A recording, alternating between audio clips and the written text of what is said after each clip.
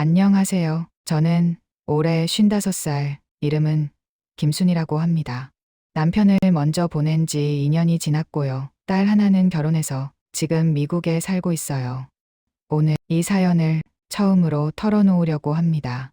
제가 지금 23이나 어린 남자를 사랑하고 있거든요.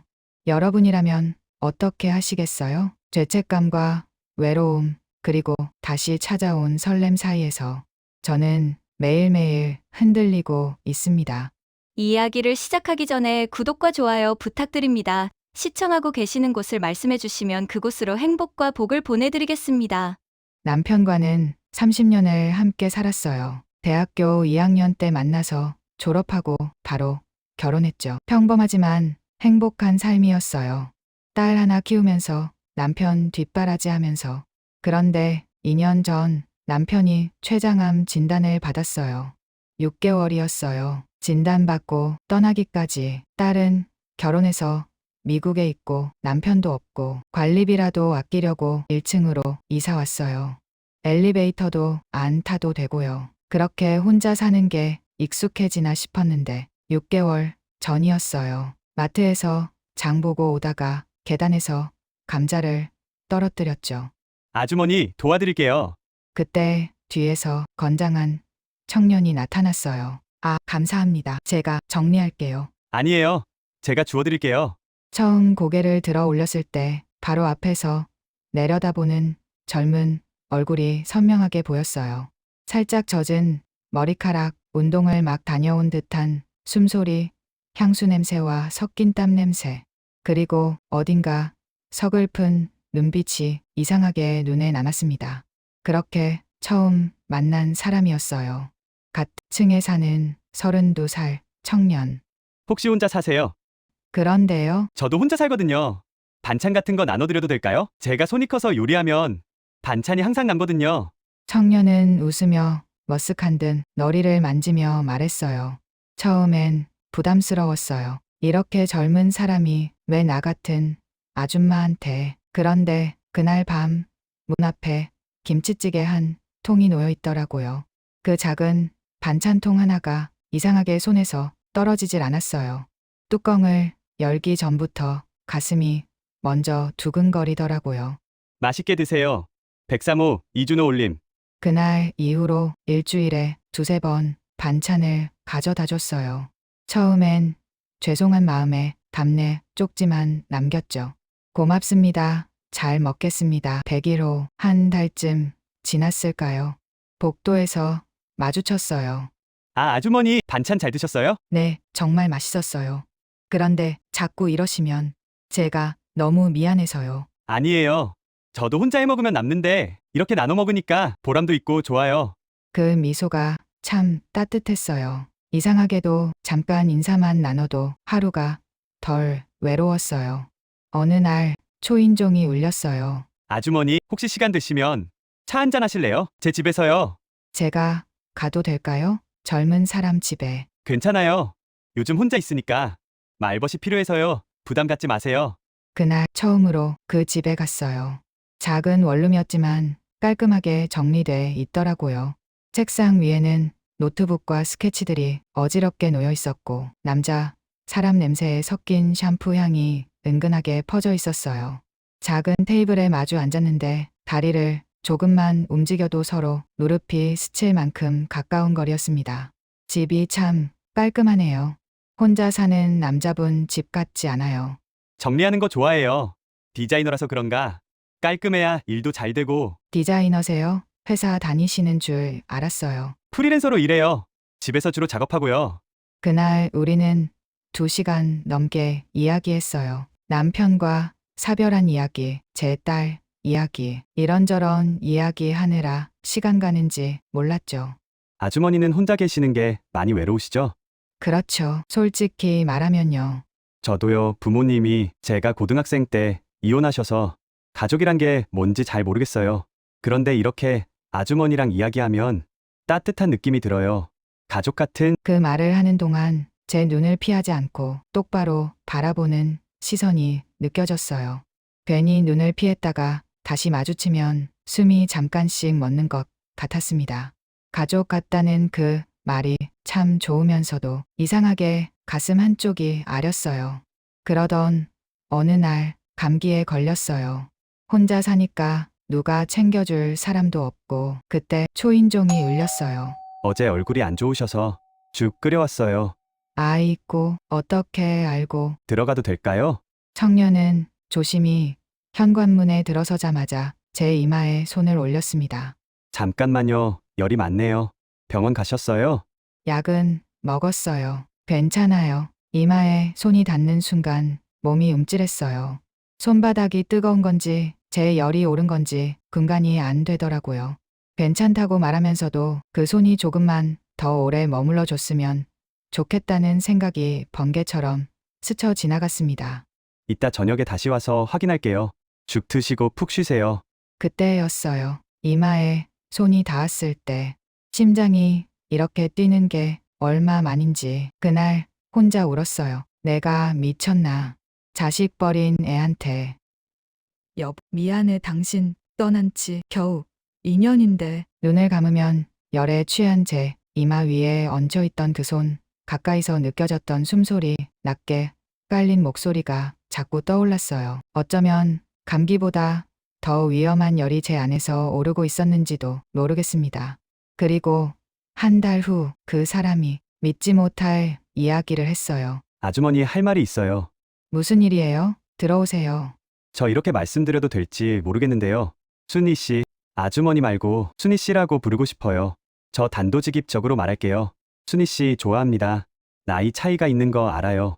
23 차이죠. 주변에서는 말도 안 된다고 할 거예요. 저도 알아요.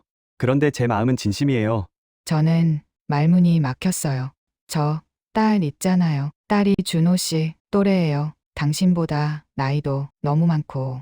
알아요. 그래도 제가 좋아하는 건 당신이에요. 안 돼요. 이건 안 돼요. 그 사람은 한참 동안 제 얼굴을 바라보다가 아주 천천히 고개를 끄덕였어요. 알겠습니다. 놀라셨다면 죄송합니다. 하고 돌아서는데 순간 제가 그 소매를 붙잡고 말았습니다. 미안해요. 지금은 아니에요. 마음이 너무 복잡해서. 그러자 그는 다시 제 쪽으로 돌아서더니 아주 조심스럽게 저를 한 번 꼭 안아줬어요. 가슴과 가슴이 맞닿을 듯 가까운 거리에서 느껴지는 체온, 약간 떨리는 숨소리에 제가 더 먼저 겁이 나서 결국 그 사람을 밀어냈습니다. 오늘은 그냥 가줘요. 제발 그날 그 사람을 돌려보냈어요.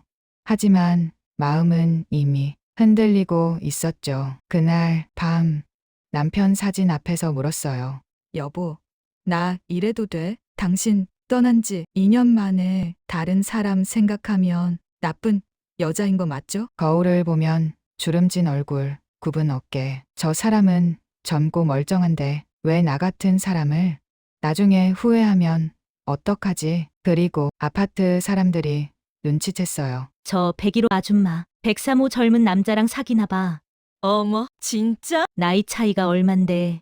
자식 같은 애 데리고 뭐 하는 거래. 창피한 줄도 모르고. 복도 지나갈 때마다 느껴지는 시선들. 마트 갈 때도 엘리베이터 탈 때도 견디기 힘들었어요. 일주일 동안 그 사람을 피했어요. 문도 안 열고 전화도 안 받고. 그런데 어느 날 쪽지가 들어왔어요. 제가 너무 무리한 부탁을 드린 것 같아요. 하지만 제 마음만은 믿어주세요. 저는 나이 보고 사랑하는 게 아니에요. 당신이 보여준 따뜻함, 진심, 그리고 힘든 시간 견뎌낸 단단함, 그게 제가 사랑하는 이유입니다.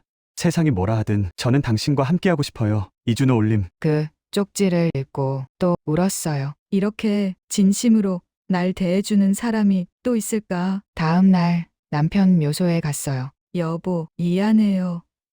정말 미안해 하지만 나도 아직 살아있는 사람이고 여자인가 봐요.